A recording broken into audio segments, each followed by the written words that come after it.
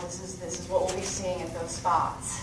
Other places that we're going to be seeing it, we're going to bring this up when we talk about the kidneys again. We're going to talk about a little structure called the glomerulus. Glomerulus is a great filtration aspect where, again, small things go through, big things stay behind.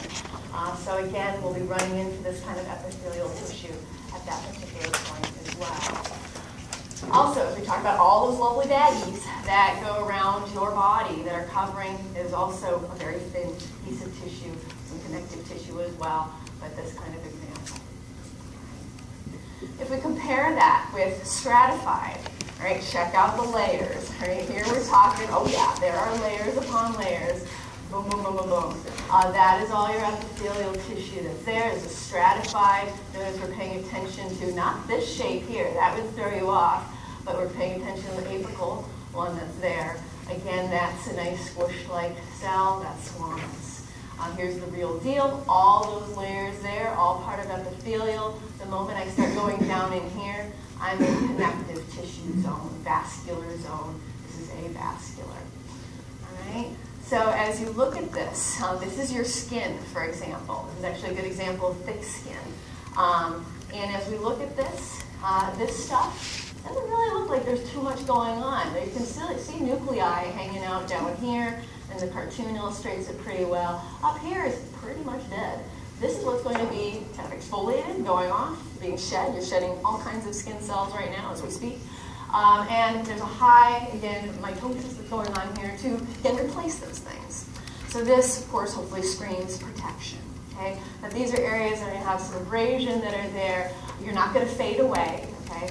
You're going to keep replacing those components that are present. All right? So if we kind of give ourselves, again, another snapshot of what this looks like, and then also consider, okay, well, skin's a good example, but what else? Well, again, another aspect that we can think about is if you just swallowed right now, okay, you probably took a bunch of cells that are in your oral cavity and in your esophagus with it, all right? Your oral cavity, in terms of your mouth, your esophagus, is also made up of this kind of tissue. It's an area that gets a lot of abrasion, and there's not a lot of mucus being made at this point. We haven't gotten to the stomach, we haven't gotten to the intestines, where they actually run into a very different kind of tissue, and they can get away with that because they're producing lots of mucus. Right? Also the vaginal canal, the anus, all that has this kind of tissue there. Again, think of areas that have a lot of abrasion. So we're looking at the stratified squamous epithelium. Again, nice reflection of form and function. All right. Now, what about this guy? All right. Well, this is, again, back to that simple idea where we've got one layer, and now notice the shape of the cells. I like to think of them as kind of cute. All right, they just look so chubby. So these are cuboidal cells. And as we're going to start to run into where do we find these are going to be classically engaged with kind of making almost donut-like structures as we look at slide sections of them. And they're busy making ducts. All right. So we're going to start to use a term here of talking about cells and glands that are busy secreting out substances that aren't going into the blood. They are going into ducts. We call those exocrine glands. All right. So as we think about exocrine, we are comparing that with endocrine. All right. Endocrine, as we discuss, are again hormones. Right. Hormones travel through the blood. As we talked about the pancreas not too long ago, insulin and glucagon, that's flowing through your blood right now to help regulate your blood sugar. But also the amazing thing about the pancreas is that it is an exocrine gland, and that it releases things that don't go into the blood that actually go into ducts, such as your lipase and amylase and all those things that help you digest food. What would be another example of an exocrine gland? What's a good one? Where it's just going through a duct. Not going through blood. Yeah. Sweat glands. All right, so we've got sweat glands. Those are a part of this. Our lovely sebaceous glands or oils and all that. As we start to talk about other creatures, when we talk about venom glands, all right, those are all examples of exocrine, and that they're not going through blood, they're going through a duct system. And it is these huge cuboidal cells that build that duct that's there. All right, and you can see some lovely exocytosis going on of a release of a particular substance at this point. So that's what we would expect to see in these kinds of cells. So as we look at this, those are the donuts I was just talking about. So we get these lovely rings that give us this idea that, oh, there's ducts there all over. When we come back to the kidneys, that'll be another good place where we'll see different tubules that are present, that are busy secreting and absorbing. And that's one of the big functions as we start to look at what do simple cuboidal cells do. Again, this is a simple layer, so don't fall into the trap of thinking about protection. But we're looking at, yeah, secreting aspects, absorbing components. And again, we're going to come back to this definition of exocrine versus endocrine glands, particularly when we come back to the endocrine system and making sure we've got that straight. All right, so again, where might we see these? Kidneys are a good place, and anything that you can think of in terms of an exocrine gland. All right, so moving into talking about something simple, again, one layer that's there. We've got simple columnar, so think about stretching those cells out and make a nice elongate. And as we look at these get kind of interesting. They come with extra little doodads in terms of cilia or microvilli on them. And as we start to look at them, some of them are going to be very, very tightly allied with mucus, all right? So we're going to be starting to talk about the role of those cilia that are there on some of these structures. And what it's all about is propulsion, moving the mucus along. So we'll talk a little bit more about that. But as we see this, the functions actually are very similar to what we saw with the cuboidal, absorption and secretion. So we'll be talking a lot about this when we get to your GI tract. So we get to the stomach, when we get to the intestines. We'll be saying, okay, these are nice, simple columnar cells that are lining your guts. So, just to show ourselves a real deal snapshot, this here is a look at our small intestine. And so as we can see, all along here, there actually are columnar cells. And then you're going to run into these lovelies, these little goblets that are stacked along.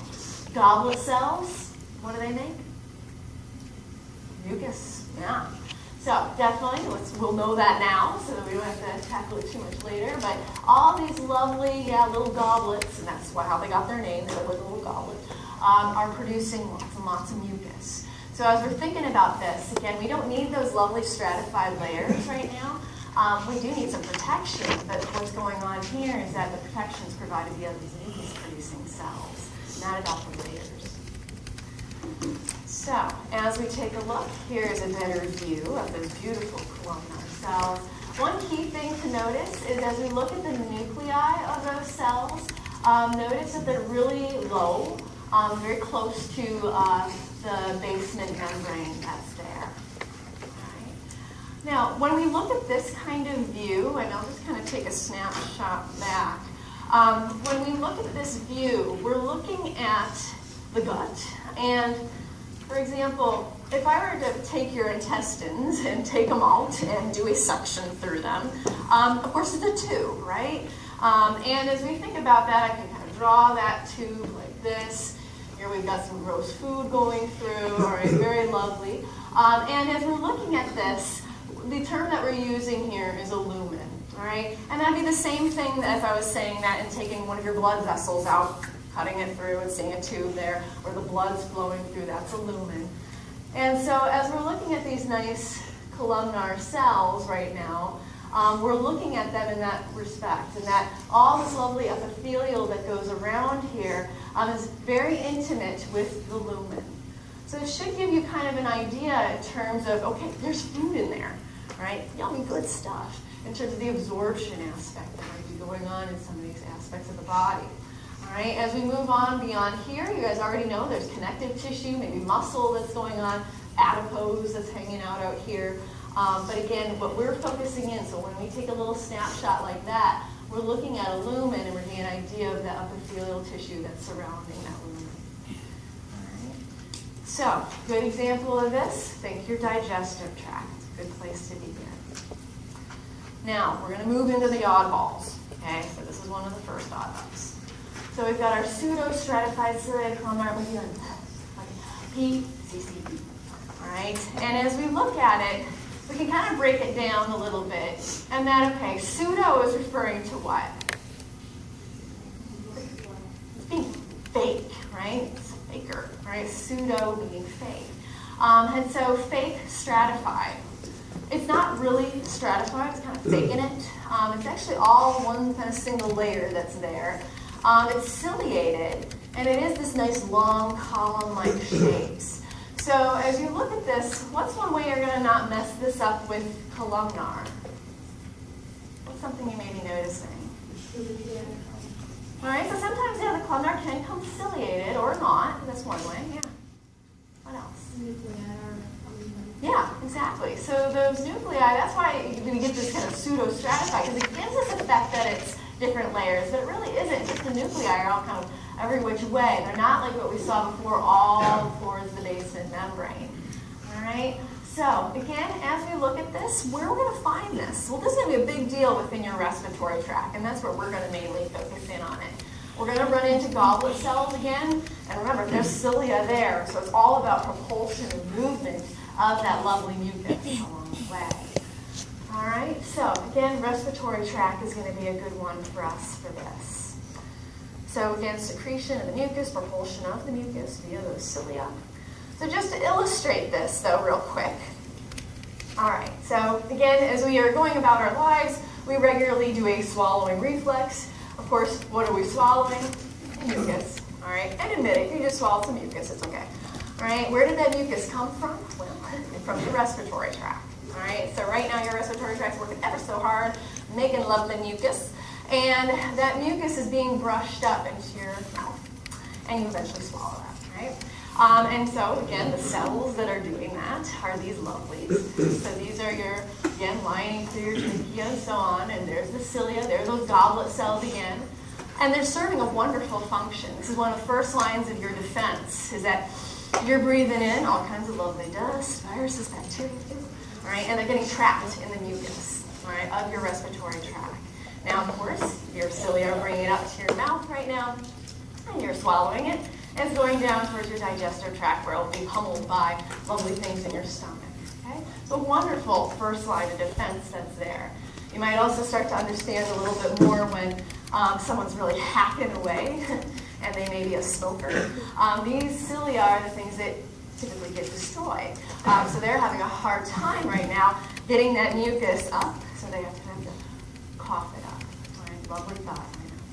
All right, so again, giving you an idea of where we're going to be seeing this, and within your respiratory tract is a good example. And then I just saw this cool cartoon highlighting nasties that are coming into you, and then there they go, mucus, take it away. All right, so the other odd duct, the transitional epithelial tissue. Now, this one is a little weird. When you look at it, yep, there's all these layers that are there, and then there's the top layer. That's what we're focusing in on, right? And it's interesting, and where it gets its name transitional is that sometimes it looks like the cute kind of round cuboidal, and sometimes it looks like the squished squamous. And so it kind of takes this transition between, and it tells you a little bit about what it's busy doing. This is one of the epithelial tissues that's mostly known for its stretch. All right, so providing a lot of stretch that's there. So as we're going to talk about it, one of the big places we see it is the urinary tract. So again, we can see it as this kind of dome-like shape, not so stretched, squamous when it gets stretched out. So a good example, as you think about this, is your bladder full or not right now? Okay? So one of the reasons why it is a myth that your bladder will explode is you have this kind of tissue that helps you with that. All right, there's a degree of stretch to fill up the bladder and then expel, and then it should shrink back to a smaller size. There's only one recorded aspect where someone had their bladder exposed, and they already had an injury to their bladder, so it wasn't anything like that. All right, so again, other components. So again, there it is, the real deal. It's like these egg-like little shapes that are at the top. Think stretch, and I think a good place to think about it is within our urinary tract. So we'll explore this with your ureters and your bladder as well. Parts of your urethra too. So, questions in terms of that run through of our epithelial tissue. Again, a nice balance between the form, connecting that to the function. And as we start to explore these more in depth, of course, we'll be coming back to these concepts. Oh.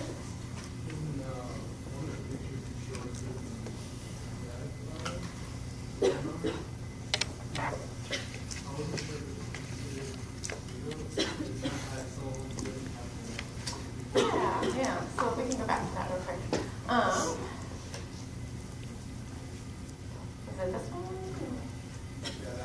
Okay. Yeah. Yeah. So for the interesting aspect of histology is, again, when they do this, they're taking sections of the tissue. So as they took this particular section, this might be just a little bit deeper than these others in terms of capturing, yes, the particular nucleus. So I don't know if it was just that sectioning of it or not. So imagine there would be one here, but yeah, for the most part, you're going to be seeing those. And usually I'd give you guys a better example of them. So this is, again, one single layer. Missing some nuclei there, but that's all right. Other questions? All right, so let's go down. And I've got a question for you guys. All right, so I'll open up the polling real quick. But taking a look at this and just seeing how we're doing with all this. Which of the following points to the epithelial tissue? And so give yourself a chance to click on in, and then I'll ask you a follow-up question with that.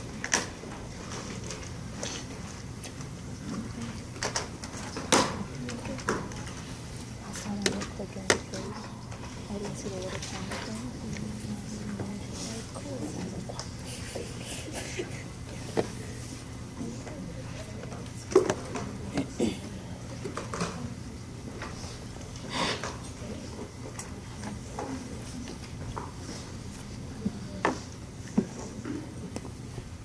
All right, and let's go ahead and close. We are doing well.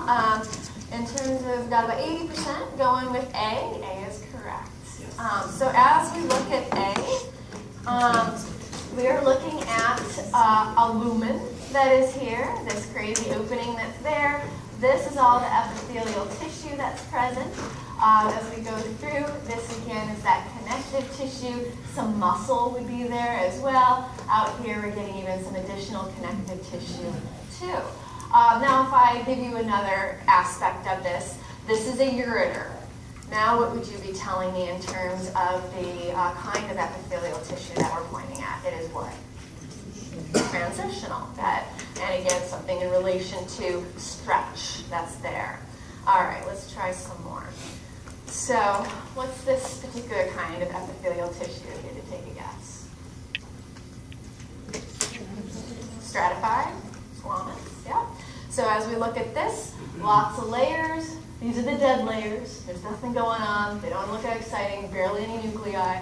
And as we get into here, yep, that's the live stuff. But lots and lots of layers that are there. There may even be some melanocytes that are there. They're giving it kind of a darker color.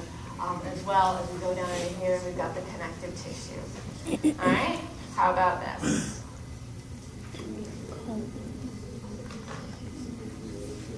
Kind of here. Okay, we got simple. Cuboidal, because it's adorable. I mean, one, it looks like a donut, but it's very cute. All right, and then a little trickier one. What are we thinking with this? All right, pseudostratified columnar.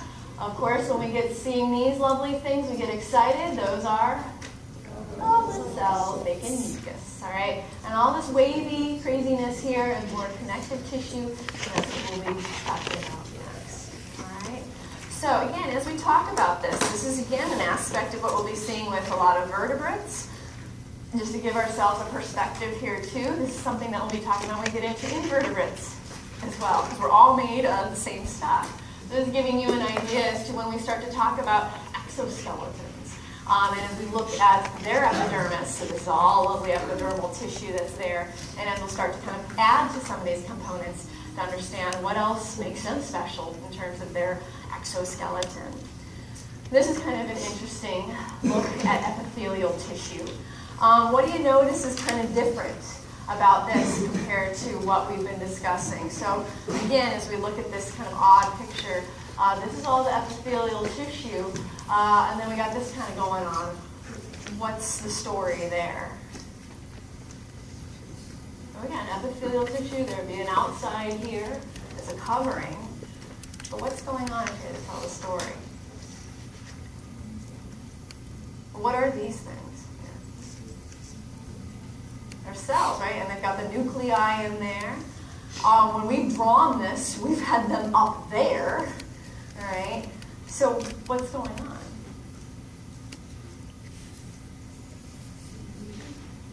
Okay. There may be actually, yes, some secretion that's going on. It's interesting in that it's not like all the different bricks that we've seen. It's all one continuous piece, which is kind of interesting. We'll run into that example again when we talk about our muscle cells and that there's no cytokinesis that's going on, actually one giant component. But it's kind of interesting in terms of protection. We've got this stuff deep, not at the surface. And this comes in handy for gross things like parasites, all right, like your tapeworms and all that good stuff. If you think about it, they are living in your gut. Your gut has an arsenal of enzymes to break down things that are made out of fats and proteins and glucose. These guys are made of those things too. So how are they able to withstand some of this aspect? Well, they've got a lot of extra components there that we're not talking about in terms of their coverings. But also, some of that DNA, that lovely stuff that's there, is actually hidden deeper than what we would be seeing with our own skin. So an interesting aspect in terms of their idea of adaptation to living in our guts and not getting digested. So, kind of interesting aspects as we look at epithelium. All right, so let's move into connective tissue. So as we think about it, yeah, it seems like epithelial tissue is everywhere. Well, connective tissue's got one up on it, right? Connective tissue is a part of foundation to epithelial tissue, so it's literally everywhere. And as we're going to get into, one of the big aspects of it is, of course, helping you support your body. That is a big part. We're supportive to the epithelial tissue, providing protection. And one of my favorite examples to go through is bone. All right, so here we're looking at actually it's a nice compact bone that's here. As we look at this, we saw this actually earlier this semester. And one of the things that we'll be talking about, so I brought some bones today, is taking a look at our own skull. All right, and notice, okay, this is bone. As you look at it, it doesn't seem very alive. And as we start to think about tissues, it kind of doesn't seem like this kind of tissue. So I'm going to pass this around, give you guys a chance to kind of be Hamlet-like and look at the skull. But I've also brought baby skull, all right? And giving ourselves an idea, too, that it's not all about bone, too. As we think about what makes, again, your femur, or your skull, in terms of development, these take on actually very different stories. In terms of, let's say, your femur, you started out as developing as being a model of cartilage. So cartilage is part of this story as well as we talk about connective tissue. When we think about your skull is a different story. It didn't start out as a cartilage model. It's a fibrous connective membrane model that's there. And it's very obvious if you've had, again, handled small children and you don't drop the baby, right, that there's these soft spots that are there, little remnants that are still haven't sealed up of that membranous connective tissue. So as we look at these aspects of our skeleton, it gives us a little window into our ancestry that, okay, as we look at cartilage as kind of being the foundation, a lot of organisms still have cartilage skeletons. Bony is something that we see a little bit later. So I'll pass these around. You guys can kind of take a look. It's kind of an interesting aspect as we think about the thing that's above our head and holding our brain and all those components of the tissues that are involved. All right, so what makes connective tissue so special? Well, as we're going to notice, there's variations in the blood supply. So as we said with the epithelial tissue, avascular. Well, with connective tissue, there's a range. As we see with a lot of it, it's going to be vascular. The parts that get a little less vascular, cartilage. Okay? Cartilage, not so vascular. As we look at aspects of your tendons and ligaments, that's connective tissue. They're not so vascular. Everything else, pretty vascular, including bone. If you've ever broken a bone, you know, boom, there's a hematoma there. It's a very vascular tissue. Okay? So as we think about that, yeah, there'll be varying degrees of that aspect. We're going to be looking at many different types. And as we're going to see, there's going to be those that are really tightly packed, those that are a little bit looser. So there's a lot of variability.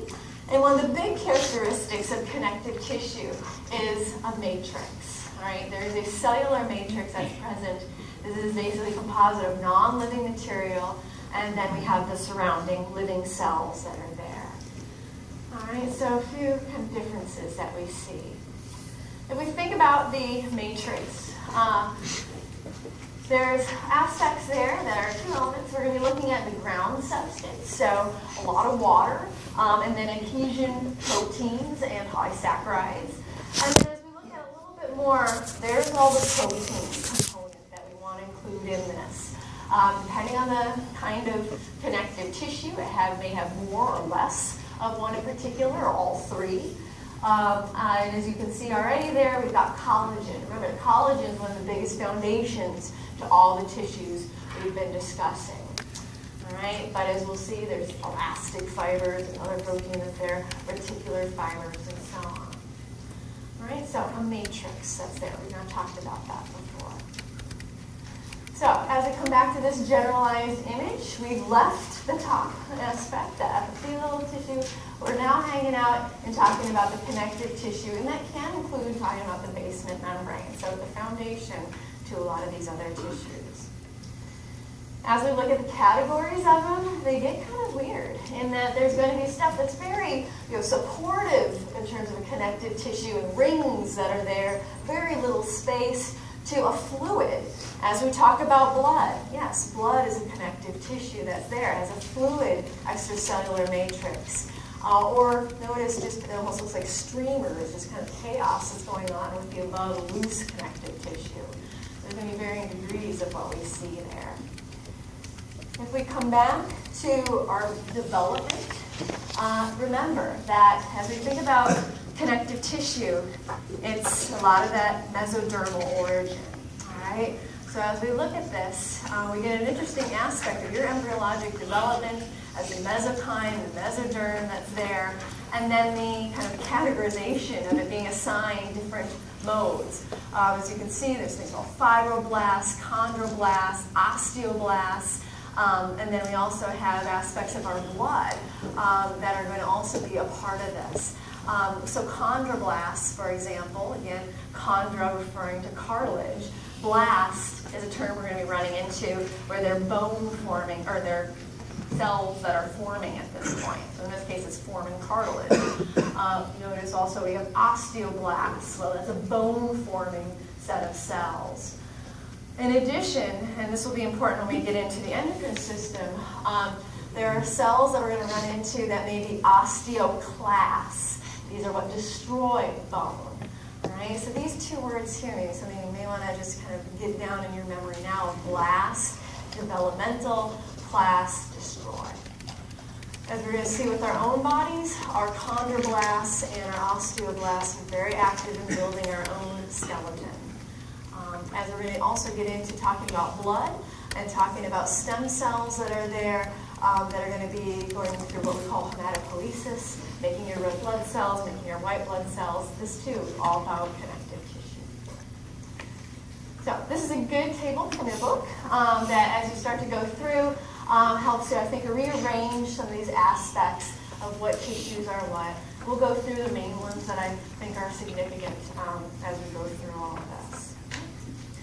So let's just go through this one real quick. So as we can see here, this is one of these more loose connective tissues.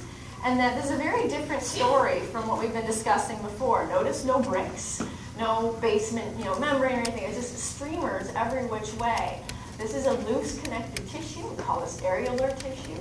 And notice where we'll be seeing it. It's a nice foundation to all that lovely epithelial tissue that you have. So as we kind of coin a general function to it, it's a great cushion for your organs. As we think of another great cushion, adipose tissue. Right? As we think of our love handles and all those lovely things, this is also providing some nice cushion, a nice reserve, excess fuel that's present, warmth, insulation that's there. This too is a connective tissue. We can't avoid it. It's going to be there when we start to look at these structures. But adipose, yes, this is part of it. Notice how different this looks from any of the other tissues you've seen. As we also start to run down the line, We're going to be running into more denser, packed aspects of tissue. So we call this dense connective tissue. And notice this one's just kind of every which way. It's not that regular. I'll show you the next image where it has a more regular pattern. They're all part of the same category, but we call this dense irregular. And as you're going to be seeing, the reason why it's so irregular is it takes resistance and stretch from multiple angles. All right? Versus what we'll be seeing with the one that's more of a regular pattern, it's going to take stretch and resistance in one direction. So here is a really good example of some of your joints that might fit that category, or your skin. Right? Your skin gets stretched and pulled every which way. Below the epithelial tissue, this is what you would be seeing. As we think about your tendons and your ligaments, that's all nicely made up of this kind of tissue, a more regular pattern, but very densely packed right there. So as we start to talk about muscle, that's how you got their connection points as well, to help resist stress. So as we move into talking about our own structures themselves, bone and cartilage, again, big part of this. As we look at this cartilage here, again, there's a nice clear matrix that's present. And again, this is what we call hyaline cartilage. Hyaline cartilage is what most of your body started out as a developing little fetus, and it has eventually become bone as you've developed. So we all started out this way, again, and continue to grow as long as we have little growth plates. We still have some hyaline cartilage that's there. You have hyaline cartilage that's located at the ends of your bones as well. But of course, we ossify, we stop growing, those become bone. All right? As we think about other creatures in the vertebrates, for example, sharks and stingrays, their skeletons still consist of this. They don't ossify. As we get into the bony or fish, and then, of course, talking about other vertebrates, they've gone through this process of, again, the hyaline becoming bone. All right? So, as we think about cartilage, again, hyaline cartilage, a big one that we'll be running into, because this is, at least for you as a human being, what you started out as embryologically. Yes, you still have remnants of spots that still have that. And as we think about your lovely skull, all right, your skull started out as this nice membrane, so different. It wasn't this hyaline cartilage or this little membranous sac, but then again, there's going to be these little ossification zones of osteoblasts that are ever so busy developing. And again, they continue to develop, and it is until like 2 years of age where those really do start to solidify further. So as we look at this little skeleton here, looking at aspects of cartilage that are there, that's all hyaline cartilage, and then little ossification zones that are occurring for the long bones, and then so forth, the skull itself. Okay? So here we're getting that snapshot of each aspect of our own ancestry. Right? Going back in time and understanding that a more basal model was a cartilage model. And then it just kind of creeps you out a little bit. You're thinking about your skull as all these different fragments that are there. And as ossification was occurring, it was occurring in all these little zones, radiations that were going on, and matching up in a very zigzag